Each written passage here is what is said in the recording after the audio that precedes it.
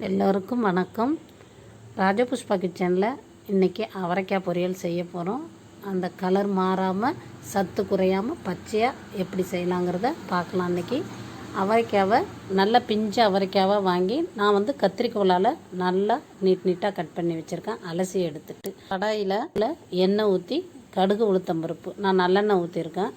கடுகு உளுத்தம்பருப்பு தாளிச்சிட்டு ஒரு கையில் கொஞ்சமாக எடுத்து கடலப்பருப்பு தாளிச்சிட்டு ஒரு பல்லாரி வெங்காயம், பெரிய வெங்காயம் அது, சின்னதாக இருந்தால் 2 கட் பண்ணிங்க. ஒரு பல்லாரி வெங்காயத்தை நறுக்கி ஒரு காரத்துக்கு ஏற்ற மாதிரி ஒரு 4-5 நான் பச்சை மிளகாய் சேர்த்துருக்கேன். கொஞ்சம் கருவேப்பிலை சேர்த்து நல்லா வதக்கிங்க. ரொம்ப ப்ரௌனாக வதக்கணுன்னு தேவையில்லை, கொஞ்சம் வதங்கினா போதும்.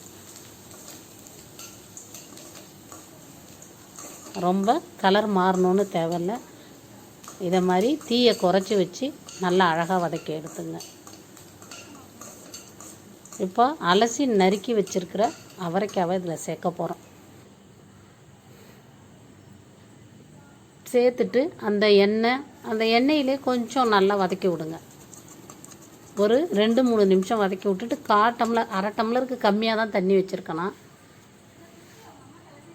உப்பு சேர்த்து அந்த தண்ணியை ஊற்றுங்க. ஊற்றிட்டு நல்லா 2-3 வாட்டி அந்த உப்பு நல்லா எல்லா இடத்துலையும் படுற மாதிரி கலந்து விட்டுட்டு அடுப்பை ஃபுல் ஃப்ளேமில் வச்சுருங்க. வச்சுட்டு மூடி வச்சுருங்க. நல்லா 2 இல்லைன்னா 2.5 நிமிஷம். நீங்கள் 3 நிமிஷத்துக்கு மேலே விட்டுட்டிங்கன்னா கலர் மாறிடும். அது வரைக்கும் நல்ல தீயில் இருக்கட்டும். இப்போ ஒரு கைப்பிடி அளவு 3 கைப்பிடி அளவு எடுத்துருக்கேன். பொட்டுக்கடலை, பாதாம் பருப்பு, முந்திரி பருப்பு, அது எல்லாத்தையும் நான் அப்படியே பவுடர் பண்ணி வச்சுருக்கேன். இப்போ பாருங்கள், கரெக்டாக 2-2.5 நிமிஷம் நான் வச்சுருந்தேன். கரெக்டாக 2 நிமிஷம் முடிஞ்சோடனே போதும். கரெக்டாக தண்ணி ஊற்றிருக்கிறதுனால நல்லா வெந்துட்டு கலர் மாறவே இல்லை. நீங்கள் ரொம்ப நேரம் மூடி வச்சுருந்தீங்கன்னா கலர் மாறிடும். லைட்டாக தண்ணி இருக்குது, அதை ஒரு நிமிஷம் ஃபுல் ஃப்ளேம்லேயே வச்சு நல்லா அதில் கிளறி விடுங்க. இப்போ கிளறப்போ அந்த தண்ணி எல்லாம் ஆவியாக போகிறப்போ தான் நமக்கு நல்லா வாசமாக இருக்கும். அந்த தண்ணியோடு இறக்கக்கூடாது. சூடாக இருக்குது, கையே வைக்க முடியல. அதை எடுத்துட்டிங்கன்னா அவரைக்காய் நல்லா பாருங்கள் கையால் அப்படி செஞ்சாவே வெந்திருக்கு பாருங்கள், நல்லா தெரியுது.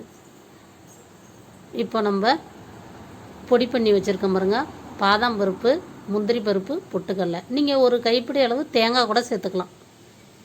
சரி, வெறும் முந்திரி பருப்பு தேங்காய் கூட சேர்த்துக்கலாம்.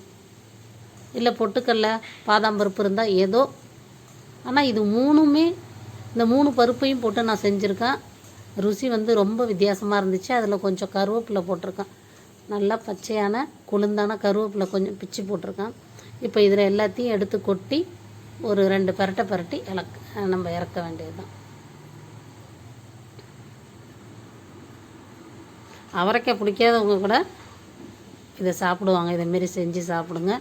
இதில் நிறையா பருப்பு போட்டிருக்கிறதுனால இன்னும் நமக்கு சத்தான பொரியலாக மாறிடுது அவரைக்காய் பொரியல். ரொம்ப நல்லா இருந்துச்சு இதோட டேஸ்ட்டு. சில பேருக்கு தேங்காய் ஒத்துக்காது அப்படிங்கிறவங்க இதை கூட போட்டுக்கலாம். இதில் ஒரு பிடி தேங்காயும் சேர்த்துக்கிட்டிங்கன்னா இன்னும் கூடுதல் சுவையாக இருக்கும். ரொம்ப நல்லா இருந்தது. நீங்களும் செஞ்சு பாருங்கள். செஞ்சு பார்த்துட்டு உங்களோட கருத்தை என்கிட்ட சொல்லுங்கள். நன்றி, மகிழ்ச்சி.